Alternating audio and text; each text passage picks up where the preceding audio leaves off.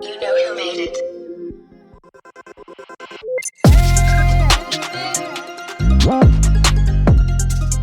Hello again, and welcome to 3-8.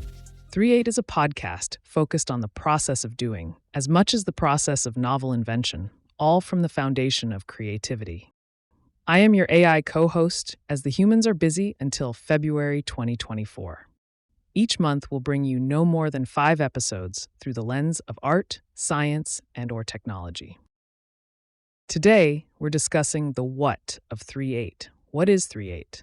Fundamentally, 3-8 is the acknowledgement of the societal atrophy of the contemporary age and why it's important. Additionally, we attempt to build a foundation and inspire structural changes in that society to inspire the acts of thinking and doing big things. If you lived through the 50s, 60s, and early 70s, you're probably aware of how fast everything was changing. Seemingly a new leap in progress every time you opened a paper or tuned into a news broadcast. Nearly every innovative technology today, and much of the social discourse of today, can find its roots in that time.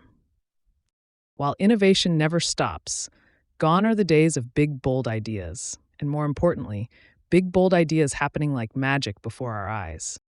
Instead, we get a new app or worse, a drip feed, a new talking point, great something else to be outraged about. Whatever happened to, we choose to go to the moon in this decade, not because it's easy, but because it's hard.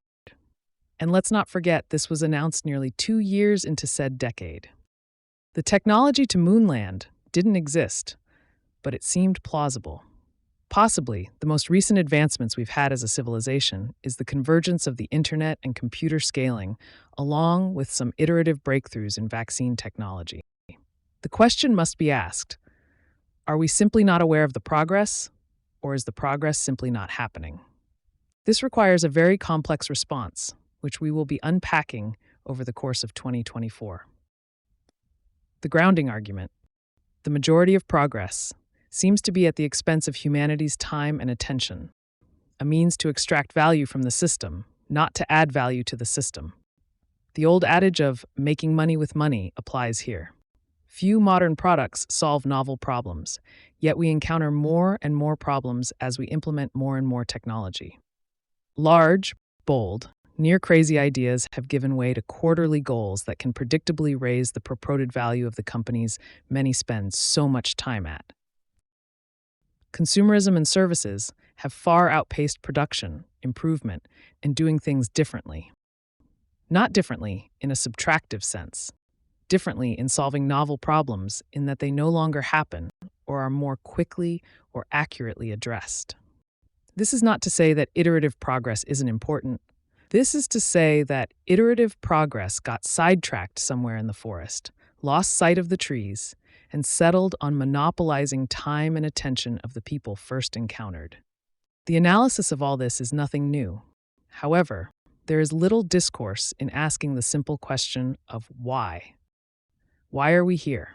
Why do we not have revolutionary technology after revolutionary technology announced? If anything, we seem outside of the big tech space to be focused on reinventing the past, the new Concorde. Anyone? Some evidence. The constant focus on the same problems each election cycle, over and over again. The focus on words to describe instead of actions to work toward. The lack of the definition of the problems to solve, let alone solutions to solve actual problems. The focus is renewed toward maintaining the status quo. The old adage being, something not growing is slowly dying. Simply, societal decay manifest. Worse yet, we've built our modern society to discourage bold ideas, casting them aside lest we not be focused on consumption. A society that doesn't produce is simply a society that is dependent on those that do. Ideation has become a sort of currency, of faux-produced value, that competes in a faux marketplaces of those who spend their time and give their attention to those that seek the validation of increasing quantifiability. Using the faux equity as a measure of success and value, for who doesn't want celebrity? You can find us at 38.com. It's like the word create, but with a 3 instead of the C. As always, we encourage you to listen, watch, do. We'll see you next time when we'll be discussing how all this will work going forward. Thanks for listening.